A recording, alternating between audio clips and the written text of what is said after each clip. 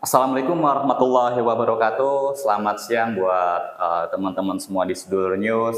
Saat ini kita dengan Bapak Pemret kita, Bapak Hendra Prasetya.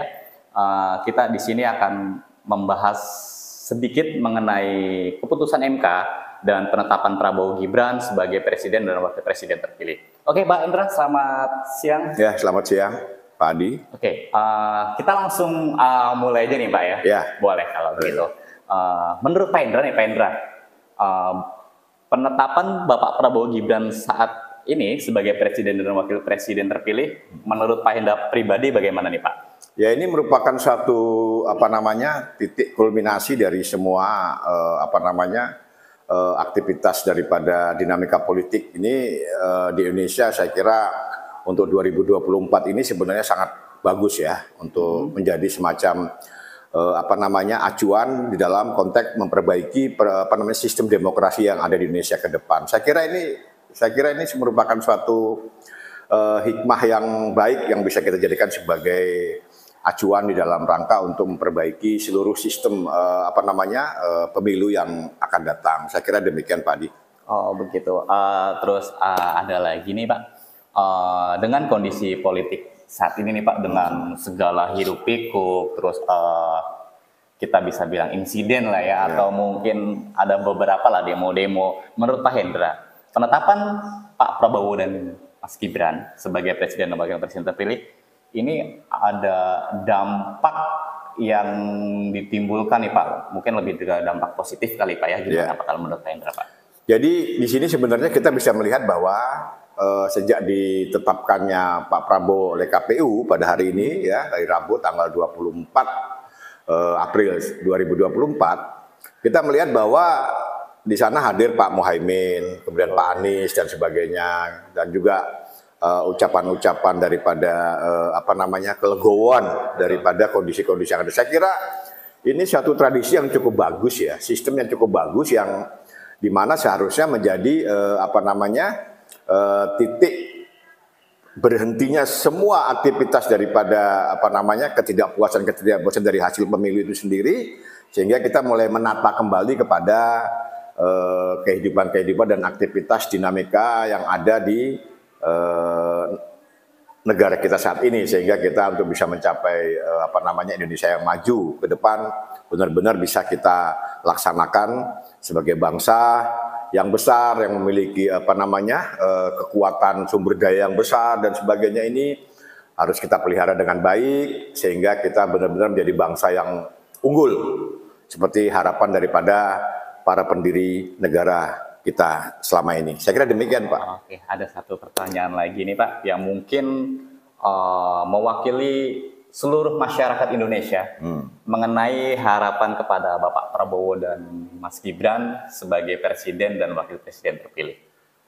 Begini Pak Adi ya, memang karakteristik Pak Prabowo dan Pak Gibran ini memang sesuatu yang unik, unik dalam konteks positif ya. Artinya bahwa dari estafet dari kepemimpinan Pak Jokowi yang tadinya adalah kita melihat bahwa Pak Jokowi ini kan sebenarnya satu sisi ini sebenarnya kan beliau ini kan presiden yang benar-benar memiliki jiwa kesabaran yang luar biasa.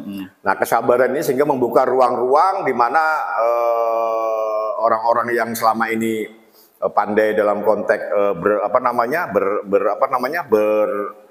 berdebat dalam konteks politik sehingga mempengaruhi opini maupun mempengaruhi pola pikir masyarakat, sehingga kita di sini seolah-olah menjadi negara yang paling liberal di antara negara liberal. Jadi liberalisasi yang terjadi pada pasca reformasi ini kita benar-benar tidak memiliki semacam acuan dan perundang-undangan yang berkaitan dengan sistem demokrasi yang kita bentuk ini mau ke arah mana.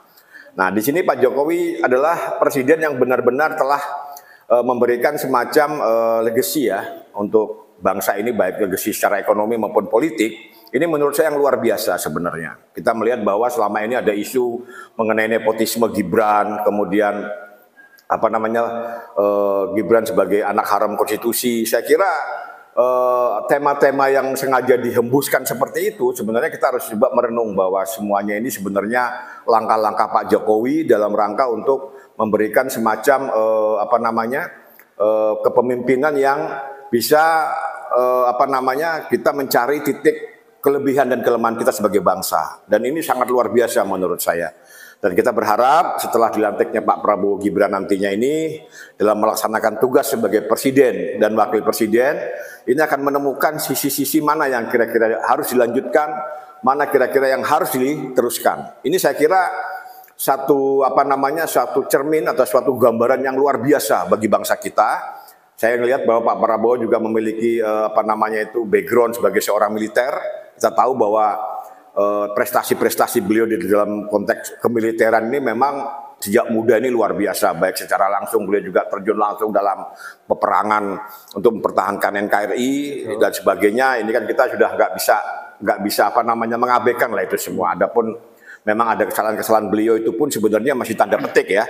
Kita tahu bahwa beliau di sini pernah mengalami satu peristiwa yang saya kira kalau bukan Pak Prabowo nggak mungkin mampu untuk mempertahankan suatu kondisi dia dalam mempertahankan marwahnya sebagai prajurit Sabta Marga untuk mengangkat kehormatan daripada lembaga institusi yang dia hormati sedemikian rupa. Saya kira misteri-misteri ini sebenarnya kami memahami itu semua, tapi kan bangsa kita tidak semua memahami itu semua. Jadi saya kira ke depan disinilah saatnya Pak Prabowo untuk memperlihatkan atau waktu untuk memperlihatkan bahwa Pak Prabowo adalah memiliki semacam seperti juga kalau kita melihat bahwa amanah daripada dua ulama besar kita ya, Pak Gus Dur dengan Pak Maimun Jubair yang diaplikasikan atau diucapkan oleh murid setia beliau tentang wasiat daripada Pak Maimun Jubair. Ini kita sebagai bangsa yang memiliki spiritualitas dan agama yang kuat sebagai bangsa yang Islam yang rata-rata adalah lebih mengedepankan rasa kasih sayang. Saya kira Pak Prabowo paham betul hal itu. Jadi saya mudah-mudahan ke depan Pak Prabowo mampu untuk bisa meletakkan daripada kebebasan ini pada konteks-konteks yang memiliki semacam aturan main yang betul-betul secara universal dapat menjadi contoh bagi bangsa-bangsa lain dalam menetapkan demokrasi. Saya kira demikian Pak Adi. Oh gitu. Oke, mungkin sedikit tambahan dari saya. Indonesia adalah negara demokrasi. Sekarang kita sudah menyelesaikan pesta demokrasi untuk pemilihan presiden dan wakil presiden, bahkan hingga keputusan MK di hari ini.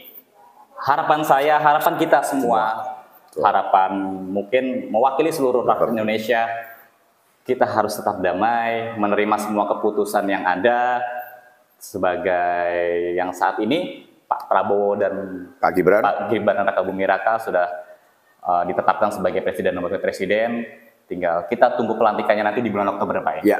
Semoga semuanya tetap lancar, kita tetap jaga pemilu damai. Mungkin itu aja dari saya. Saya kira ini sudah merupakan suatu tonggak sejarah baru ya bagi bangsa kita. Mudah-mudahan harapan kita untuk mencapai Indonesia emas ini benar-benar bisa terwujud. Betul. Karena di kita 2045.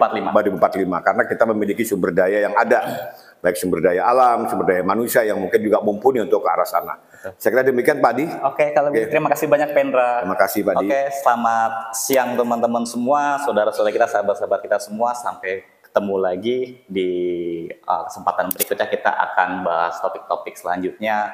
Mungkin enggak di sekitar politik, bisnis juga akan kita bahas juga di sini. Terima kasih, selamat siang. Assalamualaikum warahmatullahi wabarakatuh. Waalaikumsalam.